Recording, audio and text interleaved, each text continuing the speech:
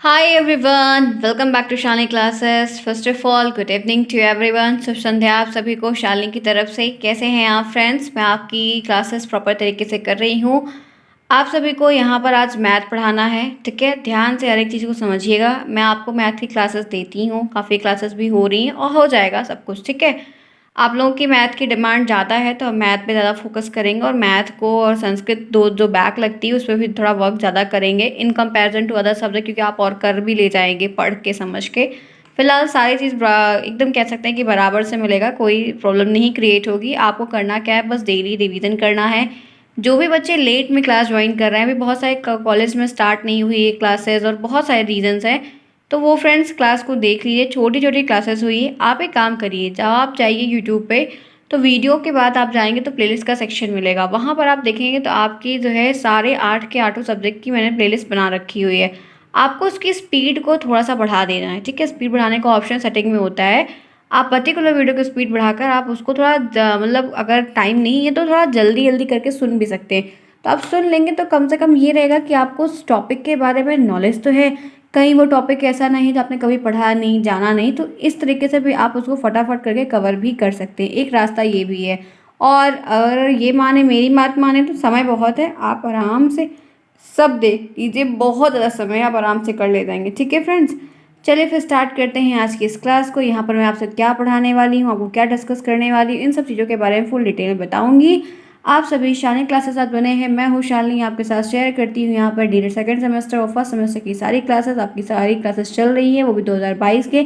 जितने भी नए बच्चे हैं उनकी नई बैच में यहाँ पर चला रही हूँ और प्रॉपर तरीके से नया सब कुछ पढ़ा रही हूँ, तो आप ये सारी चीज़ों को कर सकते हैं, ठीक है? और फ्रेंड्स एक बात ये भी ध्यान रखिए, आपके पास जैसे वक्त है, आप जैसे क्वेश्चंस को पढ़ना चाहते हैं, कभी कभी आप लोगों ने कहा है, तो आप पुरानी क्लासेस में भी जाके देख सकते हैं। तो वहाँ पे भी आपको क्वेश्चंस वगैरह मिले हैं, मैथ की भी क्लासेस हुई हैं। तो खाली टाइम में आपको लग रहा है कि आपको आज क्लास नहीं हो, सपोज करिए जैसे आपको जिस दिन क्लास नहीं मिल पाती तो आप उधर साइड की कुछ क्लासेस देख लीजिए, तो उसमें भी मैंने ही पढ़ाया है, क्वेश्चंस करवाए हैं, सीरीज़ भी करवाई है, बहुत सारी चीज़ें करवाई है। तो आप उसको भी थोड़ा ध्यान रख लेंगे तो वो भी आपके लिए हेल्पफुल हो जाएगा।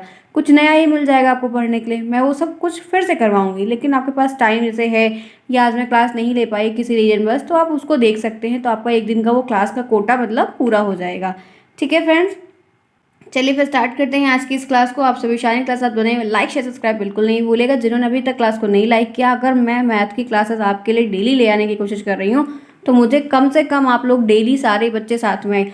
मेरे पास 89 बच्चों का लगभग नाम हो चुका है और आप 50 भी अवेलेबल नहीं हो पाते हो तो गलत बात है। जो भी बच्चे हैं प्रॉपर तरीके से टाइम निकाल के आइए फ्रेंड्स, आपके लिए क्लासेस चल रही है, मैं मेहनत कर रही हूँ, तो आप भी सपोर्ट करिए अपना। चलिए आइए फिर स्टार्ट करते हैं आज की क्लास को। देखते हैं यहाँ पर क्या है। ये चैप्टर 1 मैंने बस ऐसे ही लिख दिया था, फिर मैंने इसको काटा नहीं, तुमने कहा जाए तो खराब लगेगा। अब यहाँ पर क्या पढ़ना है आपको, सिर्फ एक चीज़ ध्यान रखनी, पता है क्या? आपको उस दिन एलसीएम, बहुत बच्चों ने कहा था कि मुझे एलसीएम नहीं आता, मुझे एचसीएफ नहीं आता, बहुत सारी चीज़ें नहीं आती, क्योंकि आप बहुत लोग मैथ छोड़ चुके हैं, बहुत दिन बाद पढ़ रहे हैं। तो सबके लिए क्लासेस करनी है, तो ध्यान से देखिएगा। आज की जो वीडियो होने वाली है ना, यहाँ पर जो मैं आपसे नया टॉपिक डिस्कस करने चाहिए वो है लघुत्तम समापवर्त और महत्तम समापवर्तक। आपको मैं एचसीएफ और एलसीएम आज बताऊंगी। दो टॉपिक है, ध्यान रखिएगा। एक है एचसीएफ और एक है एलसीएम। एलसीएम का फुल फॉर्म होता है लीस्ट कॉमन मल्टीपल और एचसीएफ का फुल फॉर्म होता है हाईएस्ट कॉमन फैक्टर, ठीक है? तो दोनों को ध्यान रखिएगा। फुल फॉर्म नहीं पूछता है फिलहाल के लिए कभी, लेकिन क्या है, कम से कम आप कोई टॉपिक पढ़ रहे हो तो उसके बारे में आपको ये बात पता तो होनी चाहिए कि आप क्या पढ़ रहे हो, क्या क्या चीज़ें हैं। चलिए आइए देखते हैं यहाँ पर क्या है, मैं आपको बताती हूँ। एक एक चीज़ को बताऊँगी, ध्यान से देखिएगा। मैंने खुद लिखा हुआ आप देख सकते हैं, ये मेरी खुद की नोट्स है, मैंने वहाँ से लिख के आपको ये पीडीएफ बना के पढ़ा रही हूँ। चलिए आइए जानते हैं क्या है। देखिए फ्रेंड्स, ये एलसीएम ऐसे का पीछा कभी नहीं छोड़ेगा। इस तरह के इस टॉपिक से प्रश्न आपको बहुत ज़्यादा मिलेंगे। सेकंड सेमेस्टर में भी एलसीएम एचसीएफ है, तो मैं आपको हर एक चीज़ बताऊंगी, बस आपको समझना होगा। आइए पहले ये जानते हैं कि ये एलसीएम होता क्या है। एलसीएम ये है क्या? तो यहाँ पर इसकी परिभाषा आपको कभी लिखने को नहीं आएगी, लेकिन आपको उसकी परिभाषा के बारे में पता होना चाहिए, ताकि आपसे कोई पूछे तब आप बता ले, तभी आप कर पाएंगे। आइए जानते हैं क्या है। वह छोटी से छोटी संख्या, वह छोटी से छोटी, ये फ्रेंड्स बहुत इंपॉर्टेंट कड़ी है। एलसीएम के लिए हमेशा छोटी से छोटी शब्द का इस्तेमाल होता है, ध्यान रखिएगा। वह छोटी से छोटी संख्या जिसमें दी हुई सभी संख्याओं का पूरा पूरा भाग हो जाए। वह छोटी से छोटी संख्या, एक ऐसी छोटी से छोटी संख्या जिसमें जो अलग अलग और भी संख्याएं दी होती हैं जब आप उस संख्या से उन संख्याओं में भाग कर देंगे तो भाग आपका पूरा पूरा कट के ज़ीरो आना चाहिए। शेषफल मतलब नीचे जो है रिमाइंडर में, सॉरी रिमाइंडर, हाँ शेषफल तो कहते हैं रिमाइंडर को, इसमें कुछ नहीं बचना चाहिए, ज़ीरो आना चाहिए, पूरा का पूरा डिवाइड होना चाहिए। फिर से आपको एक बार बोल रही हूँ, ध्यान से देखिए। एलसीएम क्या होता है? When I am asking you what do mean by LCM, तो आप मुझे कहेंगे मैम वह छोटी से छोटी संख्या जिसमें हम सब उस सभी दी हुई संख्याओं को जब उस संख्या से भाग करते हैं तो वह भाग पूरा चला जाता है और वो पूरा कट जाता है। आपको बस इतनी सी बात मुझे बतानी है, ठीक है। और ये जो छोटी से छोटी संख्या की लाइन लिखी हुई, ये आप एलसीएम के लिए ही मान के चलिएगा, क्योंकि आपको बहुत सारे ऐसे प्रश्न आते हैं जिसमें यही लिखा हुआ मिलता है कि वह छोटी से छोटी संख्या इतनी है तो इतना ज्ञात करने के लिए क्या करना पड़ेगा। तब आपको दिमाग में ये दौड़ाना पड़ेगा कि जब कभी भी छोटी से छोटी संख्या की बात कह रहा है तो इसका मतलब इस प्रश्न में हमको उसका एलसीएम निकालना है। ध्यान रखिएगा, हर प्रश्न में ये नहीं लिखा रहेगा कि एलसीएम निकालिए, हर प्रश्न में ये नहीं बताया रहेगा कि लासा निकालिए, हर प्रश्न में नहीं लिखा रहेगा कि लघुत्तम समापवर्त बताइए। आपको ये छोटी से छोटी संख्या का हिंट दिया रहेगा और इसी हिंट को आपको समझ के जाके एलसीएम को निकालना पड़ेगा। ध्यान रखिएगा, प्रश्न आता है मैं आपको दिखाऊंगी, आप सभी लोग बहुत प्रॉपर तरीके से समझिएगा, ठीक है। आइए अब देखिए, मैंने उस दिन आपको थोड़ा सा बताया भी था लेकिन आज फिर से बता रही हूँ ताकि समझते चलिए, रिवीजन करते चलिए। लघुत्तम समापवर्त ज्ञात करने की विधि। देखो दोस्तों, एलसीएम को निकालने का दो तरीका है, एलसीएम को निकालने का दो तरीका है, लासा निकालने का दो तरीका है। मैं एक एक तरीका आज बताऊंगी, आपको ध्यान से समझना है। पहला देखो, अभाज्य गुणनखंड, गुणनखंड विधि यानी कि प्राइम फैक्टर तरीके से, प्राइम फैक्टराइजेशन तरीके से भी एलसीएम निकलता है। और एक विधि होती है जो भाग की विधि होती है। एक विधि गुणनखंड की विधि होती है, ये है पहली विधि, ध्यान रखना, कोई भी पहली मान लो, कोई ज़रूरी नहीं है। एक विधि होती है गुणनखंड की विधि और एक विधि होती है भाग विधि। तो कितनी विधि होती है? दो विधि होती है, एक विधि होती है गुणनखंड विधि और एक विधि क्या होती है? एक विधि होती है भाग विधि, ठीक है, ध्यान रखिएगा। अब आपको यहाँ पर क्या समझना है, आइए समझिए। देखिए यहाँ पर है, एक सेकेंड, यहाँ पर क्या है? गुणनखंड विधि। तो गुणनखंड विधि में क्या होता है आइए जानते हैं, पहले इनकी थोड़ी सी परिभाषा देख लेते हैं। इस विधि में सर्वप्रथम दी हुई संख्याओं का अभाज्य गुणनखंड करके उन गुणनखंडों को अधिकतम घात के रूप में लिखते हैं और अंत में अधिकतम घात वाले गुणनखंड का आपस में गुणा कर देते हैं। हम इसमें क्या करते हैं, जो गुणनखंड रहता है उसको एक एक करके लिखते हैं, फिर जो अधिकतम घात वाले गुणनखंड रहते हैं उनकी जितनी घातें रहती हैं उनको आपस में गुणा करके लिख देते हैं। ये तो एक विधि है, इससे आपको न लिखने को आएगा न प्रश्न बनेगा, आपको बस ये विधि पता होनी चाहिए। विधि क्या है ये है, लेकिन मैं जब आपको इसका उदाहरण भी दिखा दूंगी तो आपको ये विधि को कोई ज़रूरत नहीं है ऐसे पढ़ने की। आइए देखिए, देखते रहें आप। यहाँ पर एक एग्जाम्पल आपके सामने है, 126 लिखा हुआ है, 280 लिखा हुआ है, 300 लिखा हुआ है। आपको ये बात यहाँ पर लिखी है कि इसका लासा आपको ज्ञात करना है, मतलब इसका आपको एलसीएम जो है वो क्या करना है, फाइंड करना है, एलसीएम आपको निकालना है। ये बात आपको लिखी है और आपको ये भी कहा जाएगा कि इसको आपको गुणनखंड विधि से निकालना है। किस विधि से? आपको इसको गुणनखंड विधि से निकालना है। ध्यान रखिएगा, बहुत प्रॉपर तरीके से आपको मैं हर एक चीज़ यहाँ पर बता रही हूँ कि आपको इसको निकालना होगा, वो भी गुणनखंड विधि से।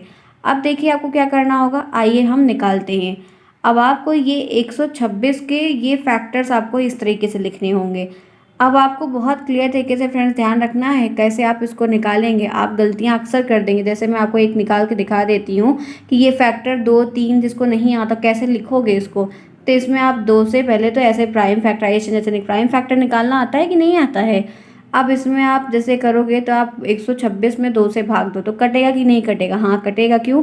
2 छंग 12 हो जाएगा और 2 तिहाई 6 हो जाएगा। अब ये कटेगा कि नहीं कटेगा? तो अब नहीं कटेगा। अब आप 3 से ले जाओगे तो क्या करोगे, 3 दूनी 6 होता है और 3 त्रिक्का 3, यहाँ पर 3 इकन्नम 3 तो कट गया, 21 आ गया। अब ये कटेगा तो ये 3 से फिर कटेगा, 3 सत्ते 21 होता है। अब आप इसको फिर 7 से लिख के यहाँ पर 1 लिख दोगे। तो ये जो यहाँ पर फैक्टर लिखा है 2 3 3 7, ये आया कहाँ से? ये है प्राइम फैक्टर, यही उठाकर यहाँ पर लिखा जाता है, ठीक है। तो जब आप इस तरीके से 50-60 सवाल लगाएंगे ना तो ये आपको ही खुद ही काटना आ जाएगा।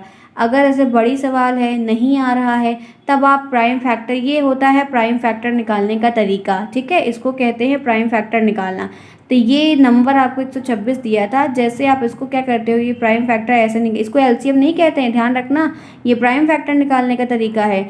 अब यहाँ पे ये जो फैक्टर यहाँ पर 2 गुणे 3 गुणे 3 गुणे 7 आया, यही यहाँ पर लिखा गया है। तो इसी तरीके से जब कभी भी आपको ढेर सारा कोई भी 2 4 6 8 12 16 15 92 95 1000 2 लाख कितना भी नंबर आपको दिया हो और कहे कि आपको उसको जो है लासा निकालना है और लासा गुणनखंड विधि से निकालना है, तो फ्रेंड्स आपको यहाँ पर इसी तरीके से प्राइम फैक्टर करना होगा, तब इस फैक्टर को ले जाके आपको यहाँ पर लिखना होगा। अभी पूरा नहीं हुआ है, ये तो शुरुआत है, आगे देखो करना कैसे है। तो यहाँ तक आया कि नहीं, यहाँ तक समझ में आया या नहीं ये बताइए आप। मुझे उम्मीद है कि आप समझ रहे होंगे। इतनी बढ़िया क्लास आपकी चल रही है, जिन्होंने क्लास को अभी तक नहीं लाइक किया पहले तो क्लास को लाइक करो। चलो फटाफट, डू इट फास्ट। मुझे 100+ लाइक चाहिए आपके और सारे बच्चों के कमेंट चाहिए, ईच एंड एक सिंगल पर्सन के मुझे सबके कमेंट चाहिए कि ये क्लास आपके लिए कैसी रही। जितने भी लोग आएंगे सब कमेंट करेंगे, इस बात को ध्यान रखिएगा, ठीक है। चलिए अब एक बता दिया, अब इसी तरीके से आप 128 का भी निकाल लो। ये भी आपको निकालोगे तो देखो 2 गुणे 2 गुणे 2 गुणे 2 गुणे 2 गुणे 2 गुणे 2, इतने फॉर्म में ये आपका गुणे 2 करके निकलेगा। अब नहीं आता है तो देखिए एक बार मैं फिर आपको निकाल देती हूँ। यहाँ पर दिया है 128, ठीक है। अब देखो आपको करना क्या है, ठीक है। ये 2 से ले जाओ, 2 छंग 12, 2 चौक 8, फिर 2 से जाएगा 2 तिहाई 6, 2 दूनी 4, फिर ये 2 से जाएगा 2 एक नम 2, 2 छंग 12, फिर ये 2 से जाएगा 2 8 16, फिर ये 2 से जाएगा 2 चौक 8, फिर ये 2 से जाएगा 2 दूनी 4, फिर ये 2 से जाएगा और एक कट जाएगा, ठीक है, एक आ जाएगा। तो कितनी बार 2 आया, 1 बार 2 बार 3 बार 4 बार 5 बार 6 बार 7 बार 2 आया है। कितना बार यहाँ पर लिखा है, 1 बार 2 बार 3 बार 4 बार 5 बार 6 बार और 7 बार। तो ये जो 7 बार 2 आया, आपने 128 का प्राइम फैक्टर किया, आपने 128 का प्राइम फैक्टर यहाँ पर जब निकाला तो आपने ये यहाँ पर देखा कि यहाँ पर आपका प्राइम फैक्टर 128 का निकल गया, तो आपने ये यहाँ पर लिख दिया। तो अब इसी तरीके से आप सबका निकाल लेंगे, 300 का भी निकाल लेंगे कि नहीं निकाल लेंगे। मैं आज आपको यहाँ पर जब एक्सप्लेन कर रही हूँ तो मैं आपको 300 का भी दिखाऊंगी, ताकि जिन बच्चों को नहीं आता है वो बच्चे भी सीख लें। आज 2 से ले जाइए। अब ये आप जल्दी समझोगे कैसे, ये आप कैसे समझो कि 2 से ही कटेगा, ठीक है। कटना तो 100 से भी कट जाएगा 3 बार में ना, लेकिन ऐसा नहीं करना है। प्राइम फैक्टर निकालने का तरीका होता है, हम सबसे पहले छोटी से छोटी गिनती से स्टार्ट करते हैं। अब आप 2 से समझो, मैंने 2 का इसीलिए विभाज्यता का रूल बताया था कि 2 से वही नंबर कटते हैं जिनकी इकाई भी अंक में 2 4 6 0 रहता है। तो यहाँ पर 0 इकाई अंक पे है तो जाहिर सी बात है कट जाएगा, आप आसानी से तुरंत से काट दो। तो 2 से आप 300 में भाग दोगे तो कितनी बारी में जाएगा, 2 एक नम 2 जाएगा, क्लियर, एक बचेगा, 2 पंचे 10 आएगा, 150 उतर जाएगा। अब 150 में 2 से भाग जाएगा, हाँ जाएगा। अब 2 से क्या करो, 2 7 14 कर दो, एक बचेगा, तो क्या आएगा, 2 पंचे 10। अब 75 में 2 से भाग नहीं जाएगा। अब आप 3 से ले जाओ तो 3 दूनी 6 हो जाएगा, एक बचेगा, 3 पचे 15 हो जाएगा। 25 में 3 से भाग नहीं जाएगा, 5 से ले जाओ तो 25 25 हो जाएगा और ये 5 एक नाम 1 हो जाएगा। तो क्या आया, 2 गुणे 2 गुणे 3 गुणे 3 गुणे 5 गुणे 5, 2 बार 5 आया, 1 बार 3 आया, 2 बार 2 आया। अब यही फैक्टर जो है, ये 300 का फैक्टर है, इनको उठाकर आपको यहाँ पर लिख देना है। अब आप देखो, मैंने आपको 126 का भी बताया, 128 को भी निकालना बताया, 130 को। ये गुणनखंड के जो फैक्टर हैं ये कहाँ से आए, कैसे आए, जिनको नहीं आता है उनको भी मैंने बता दिया। अब देखो, अभी पूरा नहीं हुआ है, अभी लासा नहीं निकला। अब कैसे निकालोगे ये आप देखो, ये लासा लिख दो यहाँ पर, सारे फैक्टर जितने भी एलसीएम के टर्म में सब उठाकर यहाँ पर लिख दो, सारे के सारे। लेकिन एक काम करना, पता है क्या, सीक्वेंस में लिखना, जितने 2 हैं जितने 5 हैं इस तरीके से आपको सही तरीके से लिखना होगा, तभी आपका ये सही माना जाएगा। अब आपको करना क्या है, देखो इसमें सारे फैक्टर्स ये जितने हैं उसको इस तरीके से नहीं लिखना है, जो जितना ज़्यादा होता है हम उसको लिखते। तो 2 सबसे ज़्यादा किस में है, तो यहाँ पर 2 बार है, यहाँ पर 1 बार है, इसमें सबसे ज़्यादा बार है। तो यानी कि 2 की पावर कितनी है, यहाँ पर 1 2 3 4 5 6 7, यानी कि उसको लिख सकते हैं 2 की पावर 7, लिख सकते हैं कि नहीं। 2 की पावर 7 का मतलब क्या है कि 2 ये 7 बार 2 इसमें गुणा हुआ है। अगर यही 2 की पावर 12 लिखा रहेगा तो इसका मतलब 2 गुणे 2 गुणे 2 गुणे 2 गुणे 2 गुणे 2 गुणे 2 12 बार गुणा हुआ है। ये घात का मतलब है कि उतनी बार उस संख्या का गुणा हुआ है। ध्यान रखिएगा, जिनको नहीं पता है आज सीख लीजिए। आज इस क्लास में मेरे साथ आप ये चीज़ सीख लीजिए। तो जैसा कि यहाँ पर आप देख रहे हैं कि जो संख्या जिसमें सबसे ज़्यादा होती है वही लिखते हैं। तो यहाँ पर 2 7 बार सबसे ज़्यादा है, हमने यहाँ पर लिख दिया। देखो 1 बार, 2 बार, 3 बार, 4 बार, 5 बार, 6 बार, 7 बार। 2 कितनी बार लिखा है? 7 बार। अगर यहाँ पर 3 भी 7 बार लिखा होता तो 3 भी हम 7 बार लिखते। जो संख्या जिस फैक्टर में जितने बार ज़्यादा आती है उसको हम यहाँ पर लिखते हैं। अब आप 2 तो लिख दिए, अब बारी है 3 की। तो यहाँ पर 3 एक बार आया है और यहाँ पर 3 2 बार आया, तो जिसमें ज़्यादा बार आया रहता है उसको हम लिखते हैं। तो यहाँ पर हमने 3 2 बारी में लिख दिया।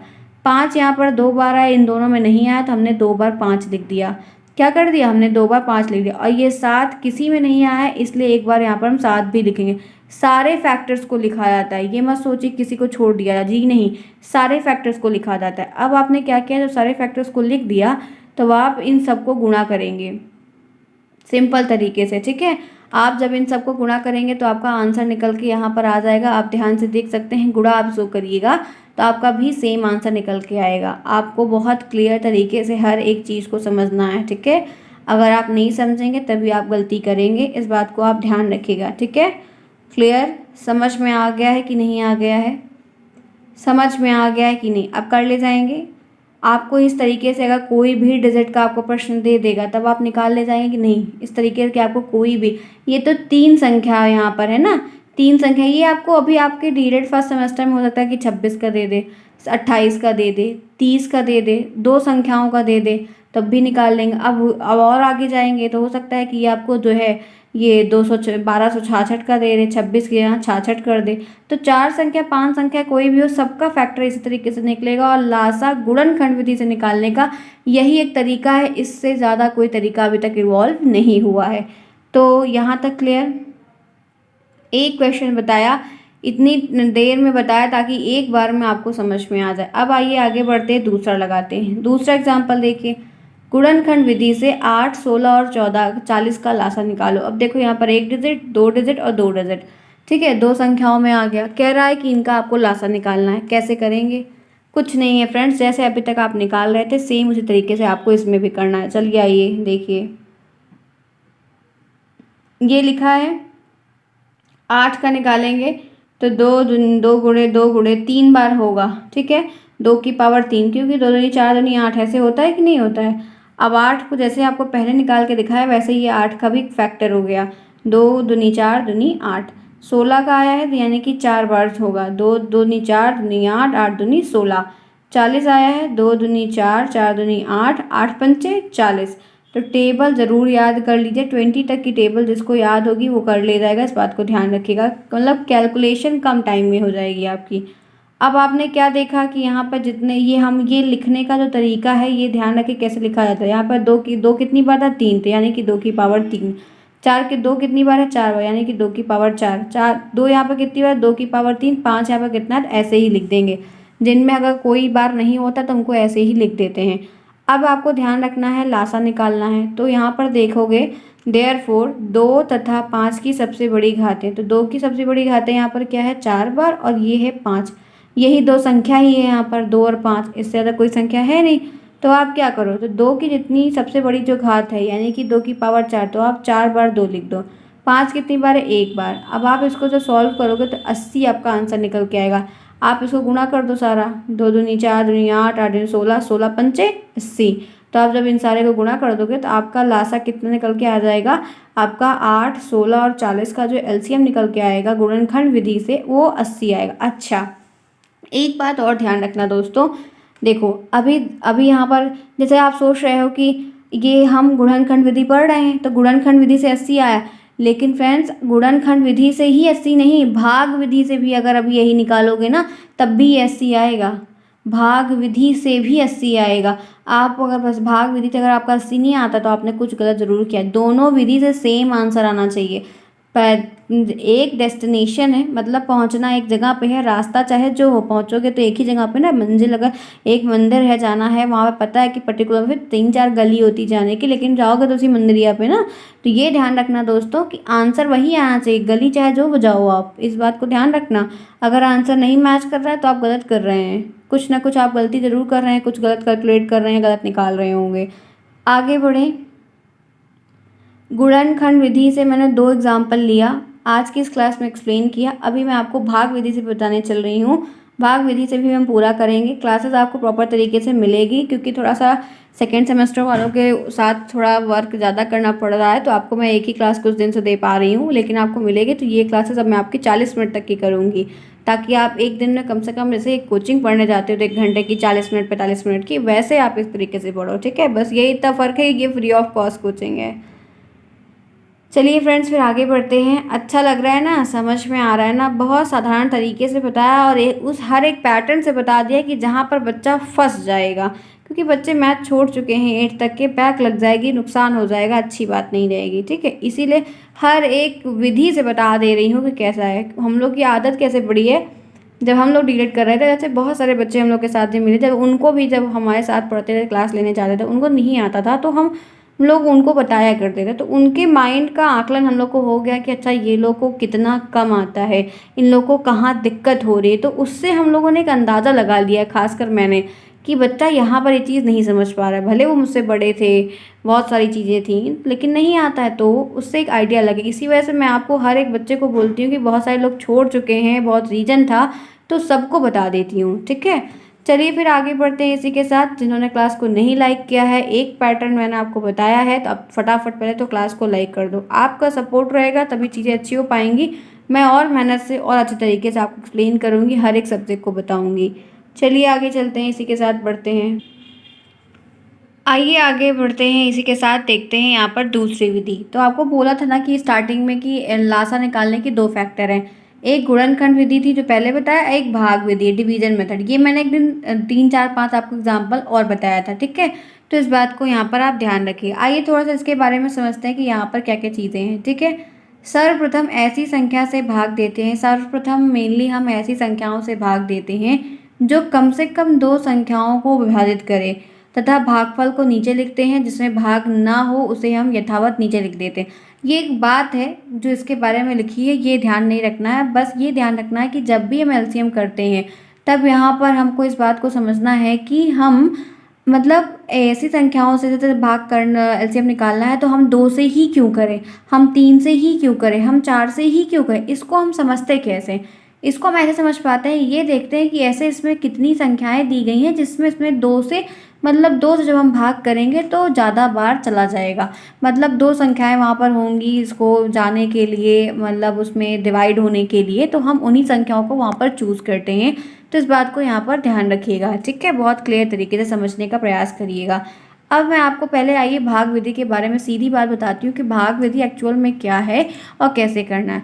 फ्रेंड्स, जैसे आपने अभी यहाँ पर देखा कि गुणनखंड विधि से सारी बात को देखा किया, वैसे ही भाग विधि से भी लगाना है, बहुत आसान है। अब आइए मैं आपको एक एग्जांपल बताती हूँ। यहाँ पर आप देखिए 12, 16 और 21, इसका आपको एलसीएम निकालना है और लिखा है कि आपको भाग विधि से निकालना है, क्योंकि हम भाग विधि पढ़ रहे हैं। अब कैसे निकालेंगे ये देखिए, ये यहाँ पर देखिए। अब आपको 2 से 12 में आप लेके जाएंगे तो 6 बार में कट जाएगा, 2 6 12। आप 16 में 2 से भाग करेंगे, कट जाएगा 2 2 8 16। 21 नहीं उतर भाग जाएगा, 2 से 21 में भाग नहीं जाएगा, हम 21 को ऐसे ही उतार देंगे। फिर हम 2 से करेंगे तो देखेंगे, हाँ 2 तिहाई 6, 6 बार में, मतलब 6 3 बार में कट जाएगा। 2 चौक 8 होता है, 2 8 भी कटे, 21 नहीं कटेगा, फिर हम 21 उतार देंगे। फिर 2 से हम लेके जाएंगे तो यहाँ पर 3 दिया है, 3 अब 2 से नहीं कटेगा, 3 को ऐसे उतार देंगे। यहाँ पर 2 4 दिया है, 4 कट जाएगा 2 से, 2 बारी में 2 लिख देंगे, 21 उतार देंगे। फिर हम 2 से लेके जाएंगे तो ये जब तक 1 नहीं कर देंगे उस संख्या को, तब तक हम वो संख्या बार बार वहाँ पर रिपीट करते रहेंगे। तो 2 से ये 2 एक करना, 2 कट जाएगा, यहाँ पर 3 उतार देंगे, 21 उतार देंगे। अब 3 से लेके जाएंगे तो ये 3 एक करना 3 हो जाएगा, 1 यहाँ पर हो ही चुका है, और 3 21 में 3 से भाग चला जाएगा, 3 सते 21, तो 7 बार में कट जाएगा, तो 7 यहाँ पर लिख देंगे। फिर अब 7 को 1 करना है, नीचे हमेशा हमको 1 1 1 1 चाहिए होता है, तो जब तक वो एक एक नहीं हो तब तक हम उसमें बार बार भाग करते रहेंगे। तो यहाँ पर जब हम 7 से भाग करेंगे तो 7 एक करना 7 एक बार में कट जाएगा और आपका ये एलसीएम निकल आएगा। ठीक है, अब आपको यहाँ पर एलसीएम फाइंड करना था, क्या करोगे आप, ये जितने फैक्टर्स दिए हैं सबको ले लो और सबको जोड़ लो। यहाँ पर मतलब गुणा कर दो। तो यहाँ पर आप देख सकते हो कि 2 गुणे यहाँ पर क्या है 2 गुणे 3 गुणे 7। यहाँ पर देखिए 4 बार 2 है तो 4 बार हमने 2 ले लिया, 3 और 7 तो इसको करेंगे तो 336 निकल के आया। ध्यान से समझिए, देखिए, तब आपको ये कर पाओगे कि नहीं। बहुत आसान है, कुछ नहीं है। ये वाला ज़्यादा आसान होता है, वो वाले फैक्टर्स निकालना, ये वाला ज़्यादा आसान होता है। तो अगर उसमें स्पेशली लिखा हुआ है कि भाग विधि से निकालो या गुणनखंड विधि से निकालो, तब तो वहाँ वो स्पेशल वाला काम करना। अदरवाइज ये दे दिया कि इनका एलसीएम निकालिए तो कोई ज़रूरत नहीं है आपको गुणनखंड वाले में जाने पे। आप फटाक से यही कर दो, सबको निकाल के गुणा कर दो, आपका आंसर निकल जाएगा। उसको लगाने से ज़्यादा बेस्ट ये वाला होता है। तो आप ये भाग विधि से लिखा है तब तो भाई करना पड़ेगा, नहीं लिखा है तब आप इसको निकाल दो। क्लियर, आगे आइए चलिए और एग्जाम्पल देखिए। अब यहाँ पर एक और है, 125 का दिया है, 150 का दिया, 175 का एलसीएम निकालना है। बड़ी बड़ी संख्याएं भी आएंगी, छोटी छोटी भी संख्याएं आएंगी, सभी तरीके की आएंगी। मत सोचिएगा कि हमेशा एक एक सिंगल डिजिट वाला ही आएगा, एकदम आसान वाला ही आएगा, ऐसा नहीं है फ्रेंड्स। टफ भी आता है, छोटा भी आता है, हर तरीके का आता है। अब देखो क्या करोगे, सबसे पहले देखो कि क्या इसमें से कोई संख्या है जो 2 से कट जाएगी कि नहीं कट जाएगी। तो ये आपको ये बात पता होनी चाहिए कि मैंने आपको बताया है कि जिसमें यूनिट डिजिट पर इकाई के स्थान पर 0 रहता है वो कट जाता है 2 से। तो 150 में 0 दिया है तो इसका मतलब एक संख्या ऐसी है जो 2 से कट जाएगी। तो आइए हम 2 से स्टार्ट करते हैं। ठीक है, तो 2 का भाग 125 में नहीं जाएगा, 125 को लिख दो। 175 में नहीं जाएगा, 175 नीचे लिख दो। 150 में जाएगा, 150 75 बार में कट जाएगा, हम यहाँ पर 75 लिख दिए। अब क्या 75 125 और 175 125 और 75 क्या 2 से कटेगा। इसमें क्या ये तीनों संख्याएं 2 से कटेंगी तो नहीं कटेंगी। अब हम इनमें 3 से भाग करेंगे। ठीक है, 3 से करेंगे तो 125 नहीं कटेगा, उतार देंगे, लेकिन 75 कट जाएगा 25 बार में, तो यहाँ पर 25 लिख देंगे। 175 भी 3 से नहीं कटेगा तो उसको भी ऐसे लिख देंगे। अब आएंगे 4 से, देखेंगे क्या कर 4 से नंबर कट रहा है, नहीं कट रहा है, छोड़ देंगे। फिर चलेंगे 5 पे, तो 5 से 125 25 बार में कट जाएगा, और ये 25 25 5 बार में कट जाएगा। 175 5 से 35 बार में कट जाएगा, तो 5 से कट गया। अब फिर चेक करेंगे क्या इसमें से कोई संख्या है जो 5 से कटेगी या आगे बढ़ना है। तो जी हाँ, 5 से कट जाएगी। हमने 5 से 25 को काटा तो 25 25 5 1 5 5 7 35।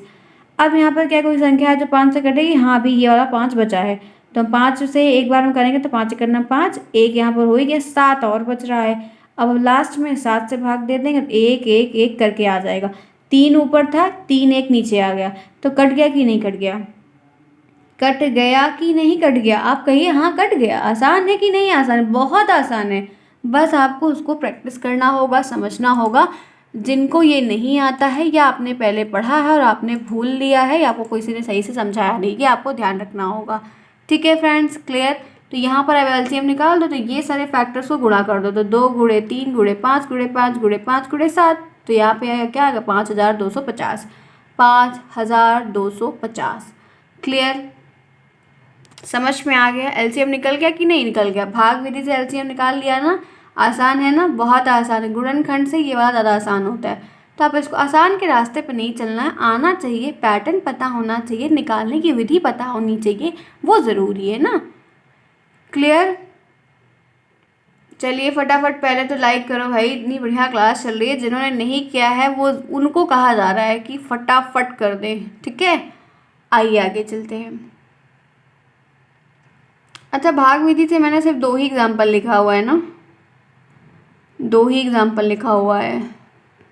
फिर क्या है, पीडीएफ तो पूरा है ही है फिलहाल के लिए ये।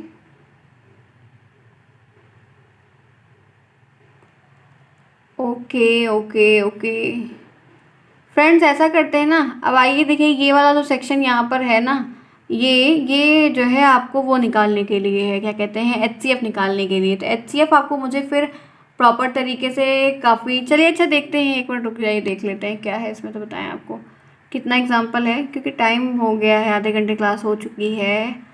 अच्छा आइए फटाफट बता देते हैं ताकि आपको और करवाएं तो अब दोबारा। अब आइए देखिए, फ्रेंड्स मैंने आपको एलसीएम बता दिया, एलसीएम आपका ओवर हो गया। 2 तरीके से होता है, उस पर आप एक्सरसाइज करें। मैं भी आपको अभी 3-4 दिन एलसीएम एचसीएफ भी पढ़ाऊंगी ताकि आपको क्लियर आ जाए। अब आप बात कर लेते हैं एचसीएफ की कि एचसीएफ क्या है, एचसीएफ को कैसे निकालोगे। तो जैसे आप एलसीएम को 2 तरीके से निकाल रहे थे, वैसे एचसीएफ भी 2 तरीके से निकलता है। एक गुणनखंड वाला वही विधि निकलती है और एक भागफल वाली विधि निकलती है।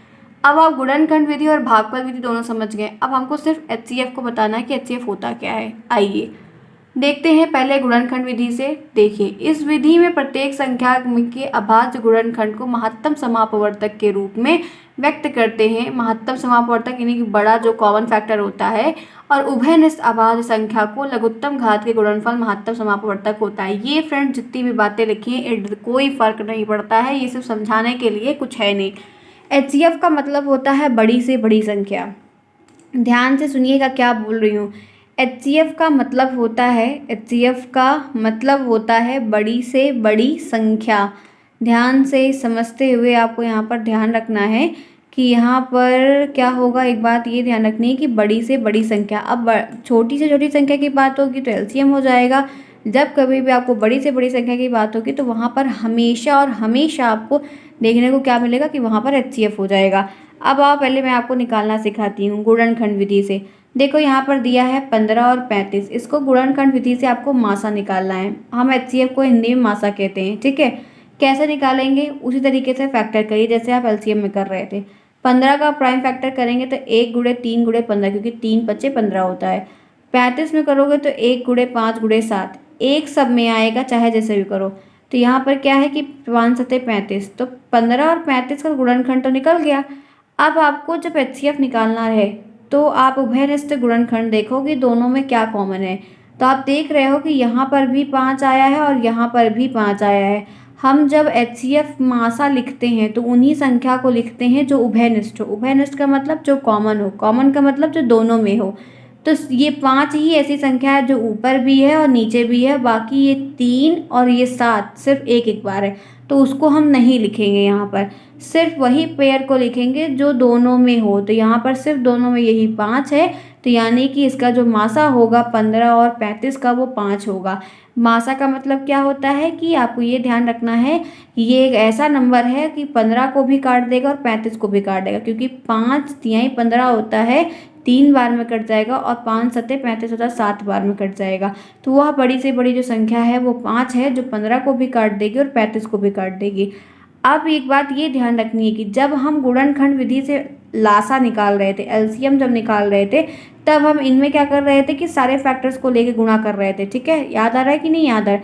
जो ज़्यादा बार आया रहता था उसको लेके गुणा करते थे और सभी संख्याओं को एक एक। अगर अभी इसी का लासा निकालना हो गुणनखंड से तो पता है क्या लिखोगे आप, 5 लिखोगे, आप 5 लिखोगे, आप 3 भी लिखोगे, आप 7 भी लिखोगे। ध्यान रखना, आपको सब लिखना पड़ेगा, तभी आप इसको निकाल पाओगे। लेकिन जब हम मासा निकालते हैं, मासा को देखते हैं, मासा निकाल के काम करते हैं, तब हम उसमें से जो कॉमन होता है, उभयनिष्ठ होता है, जो ज़्यादा बार आया रहता है उसको लिखते हैं, ठीक है। तो यहाँ पर 5 ही है जो 2 बार आया है, तो यहाँ पर हम लिख के यहाँ पर मासा निकाल देंगे। तो ये आपका 15 और 35 का गुणनखंड विधि से मासा हो गया।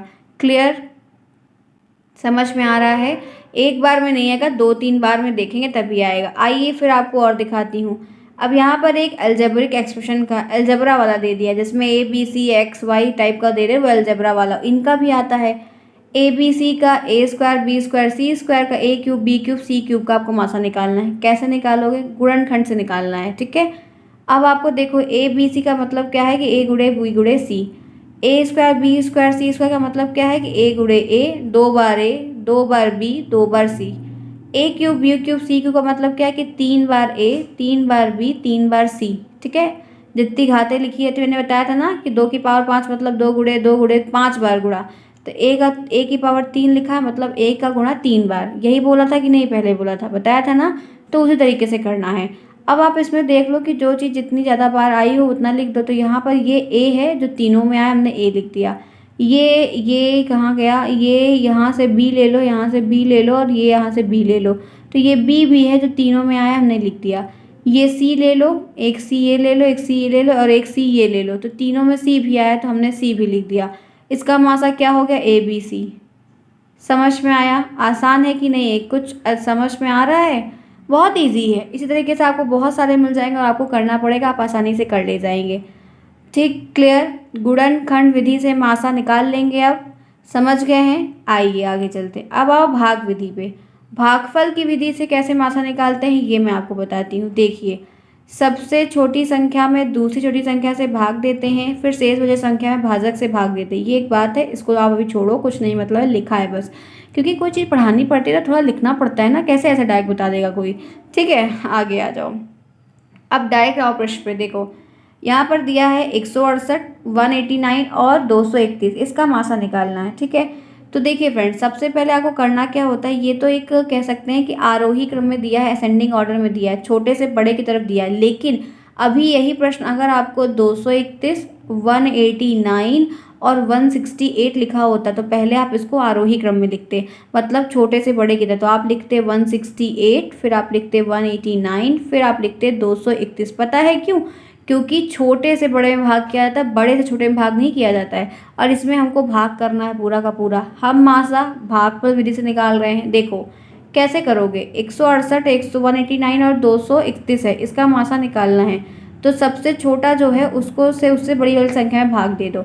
168 से आप 189 में जब 168 से 189 में भाग करोगे तो एक बार जाएगा, 168 लिखोगे, 9 में से 8 जाएगा, 1 बचेगा, 8 में से 6 जाएगा, 2 बचेगा, ये कट जाएगा। अब ये जो यहाँ पर संख्या रहती है इसको उठा के हम यहाँ पर लिख देते हैं, ये जब भाजक रहता है फिर हम इसमें भाग देते हैं। अब इसी 168 में आप इस 21 से भाग दोगे तो ये 8 बार में जाएगा, 21 अट्ठे 168 होता है और ये कट जाएगा। अभी भी पूरा सॉल्व नहीं हुआ है, अभी बचा हुआ है, क्योंकि अभी ये वाली संख्या बची हुई है ना। अब ये वाली संख्या से आप इसमें भाग दोगे, 231 में आप जब 21 से भाग दोगे तो एक बार जाएगा 21, क्योंकि 2 डिजिट तक लेके जाएंगे। तो 3 में से 1 जाएगा, 2 बचेगा, ये 2 कट जाएगा, ये 1 जो है वो नीचे उतर जाएगा। अब यहाँ पर 21 आया, 21 इकन्ना में 21, तो 21 चला जाएगा, ये कट जाएगा। यानी कि आपका ये जो संख्या बचती यही होता है एलसीएम, जो यहाँ पर लास्ट में भाजक बचता है, ये जो फैक्टर आपका बचता है यही होता है एचसीएफ। क्या होता है? यही होता है एचसीएफ। ठीक है, तो यहाँ पर 168, 189 और 231 का जो मासा निकलेगा, जो हाईएस्ट कॉमन फैक्टर निकलेगा वो 21 होगा। तो आप लिखेंगे एग्जाम में, अतः 21 तीनों संख्याओं को, 168 को, 189 को और 231 को का मासा है। ठीक, अब समझ गए? तो इसी तरीके से आपको 3 डिजिट का दिया हो, 2 डिजिट का दिया हो, कोई भी संख्या का दिया हो, पहले आप उसको अरेंज कर दो, अरेंज करने के बाद फिर उसमें एक से एक भाग दे दो तो आसानी से निकल जाता है। ये भी बहुत ईजी होता है, जैसे एलसीएम में भागफल विधि बहुत ईजी थी, वैसे ये भी बहुत आसान होती है। आगे आइए एक उदाहरण और दिखाती हूँ। अच्छा, मैंने इसमें सिर्फ एक ही एग्जाम्पल लिया, कोई बात नहीं। आइए फटाफट एक्सरसाइज दिखा देती हूँ। देखिए एक एक्सरसाइज में यहाँ पर क्वेश्चन में यहाँ पर है कि 12 बी स्क्वायर और यहाँ पर 6a² b² 4a b की पावर 4 का एलसीएम निकालना है। ठीक है, कोई दिक्कत नहीं, निकाल लेंगे। चलो कैसे करना है देखो। सबसे पहले तो संख्या को तोड़ दो, 12 को है, 12 का फैक्टर करोगे तो 2 गुणे 2 गुणे 3, 2 दूनी 4, 4 तियां 12। ए की पावर कितनी है? 3, तो ए गुणे गुणे गुणे गुणे लिख दो। बी की पावर कितनी है? 2 बार बी लिख दो। 6a² b², तो 6 को भी तोड़ दो तो 2 गुणे 3 यानी कि 2 तिहाई 6। दो ए कितनी बार है? 2 बार लिख दो। बी कितनी बार है? 2 बार लिख दो। 4a b की पावर 4 यानी कि 2, 4 को तोड़ोगे तो 2 गुणे 2 टूट गया। a की पावर 1 है, 1 लिख दो। b जो है 4 बार, तो b गुणे b लिख दो, सब लिख दो। ठीक है, एलसीएम निकालना है। अब क्या करो, अब आपको ये देखना है कि जो संख्याएं जितनी ज़्यादा बार दी है वो लिख लो। तो 2 देखो, यहाँ पर भी 2 बार है, यहाँ पर भी 2 बार है, तो हमने 2 बार लिख लिया। 3 जो है वो 1 बार है, तो हमने 3 भी लिख लिया। ठीक, अब आपको क्या करना है कि देखो ए कितनी बार है, तो यहाँ पर ए 2 बार है, यहाँ पर 1 बार, यहाँ पे 3 बार, तो हमने 3 बार को ए लिख दिया। बी कितनी बार है, तो यहाँ 4 बार है, हमने 4 बार बी लिख दिया। अब सबको आप गुणा कर दो, तो यहाँ पर क्या लिखोगे? 2 दूनी 4 और 4 तिहाई 12, यानी कि हमने 12 लिख दिया। ए की पावर 3 थी, ए की पावर 3 लिख दिया। बी की पावर 4 थी, बी की पावर 4 लिख दिया। तो ये एलसीएम निकल गया कि नहीं? ये हो गया आपका आंसर। समझ में आया? आसान है कि नहीं? आसान है, बहुत आसान है, बस आपको समझना है, प्रॉपर तरीके से करना, आप कर ले जाएंगे। आइए एक उदाहरण और दिखाती हूँ। देखिए a+b तथा a² - b² का लासा ज्ञात करना है। कुछ फॉर्मूला एल्जेब्रिक एक्सप्रेशन का भी आता है, उसके बेस पे भी आपको लासा निकालना रहता है। a+b है, a+b को ऐसे ही लिख दो। a² - b² है, तो a² - b² का फॉर्मूला होता है a+b a - b, होता है कि नहीं होता है? बहुत आसान है। कुछ नहीं करना है, अब दोनों का एलसीएम निकालना है। आप देखो कि a प्लस बी और क्या चीज़ दोनों में बराबर आई है, तो यहाँ पर भी a प्लस बी एक बार आया है और इसमें भी आया है, तो हम a प्लस बी एक बार लिख देंगे। हमको निकालना है लासा, a माइनस बी भी एक बार लिख देंगे, ठीक है।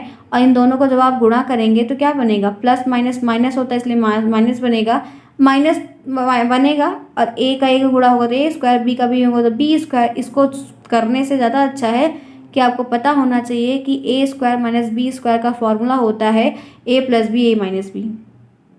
पता है कि नहीं, a प्लस बी का whole square, a plus B का whole cube, a plus B का होल थ्राइस, ऐसे कुछ फॉर्मूले हैं जो आपको याद करके रखने होंगे। ये सारे हमने 10th में पढ़े, 10th तक की मैथ का डीलेट में आता है। तो जो चीज़ें सिलेबस में नहीं भी कुछ दी हैं उनको भी पढ़िए। प्रॉफिट लॉस वगैरह सिलेबस में नहीं दिया गया है, लेकिन प्रॉफिट लॉस से भी प्रश्न आ जाता है। एक आदमी इतने काम को इतने दिन में करता है तो 3 आदमी कितने दिन में करेंगे, ऐसे भी टॉपिक नहीं दिए हैं सिलेबस में, लेकिन प्रश्न आता है। इस बात को ध्यान रखिएगा कि कुछ चीज़ें आउट ऑफ सिलेबस भी आती हैं, तो मैथ खूब लगाइए। अपने भाई बहन दीदी भैया जिसको भी आता हो उनसे भी पूछ के लगाइए, तभी आपको ये चीज़ बहुत अच्छे तरीके से आएगी। ठीक है फ्रेंड्स, क्लियर। तो फ्रेंड्स ये हो गए आपके 40 मिनट की आज क्लास हो गई। मैंने कॉन्टीन्यूअस इसको पढ़ाया, आपको बताया, क्योंकि आपको एक ही क्लास में दे पा रही है, इस वजह से आपकी पूरी क्लास पूरा समय यूटिलाइज करके आपको दूंगी। तो जिसको नहीं समझ में आया है वो 1-2 बार ज़रूर PDF देख, पूरा वीडियो 2 बार देख लें। उनको हमें 100%, मुझे नहीं लगता है कि इससे आसान आपको कोई समझा पाएगा। फ्रेंड्स मैंने अपनी पूरी मेहनत से आपको बहुत ही आसान तरीके से हर एक तरीके से बता दिया कैसे आप कर लो। आज की क्लास में यहीं पर करती हूँ ओवर। ध्यान रखिएगा, कोई दिक्कत होगी तो कमेंट बॉक्स में बताइएगा। अभी वैसे बहुत एक्सरसाइज करवाएंगे, तब भी आपको बहुत कवर करवा देंगे, एक्सरसाइज आपकी हो जाएगी। मिलते हैं फिर हम नेक्स्ट क्लास में नई टॉपिक पर चर्चा करेंगे, बात करेंगे। जिन्होंने क्लास को अभी तक नहीं लाइक कर दीजिए। और जो बच्चों को नोट्स परचेज करना है, किताब उन्होंने नहीं ली है, नहीं ले रहे हैं, तो वो नोट्स वहाँ पे अरुण सर से टेलीग्राम पे कांटेक्ट करके नोट्स ले सकते हैं। मिलते हैं फिर नेक्स्ट टॉपिक में, नए टॉपिक पे बात करेंगे। तब तक के लिए take care, thanks for watching to everyone, bye, see you soon friend, take care yourself and your family also, bye bye.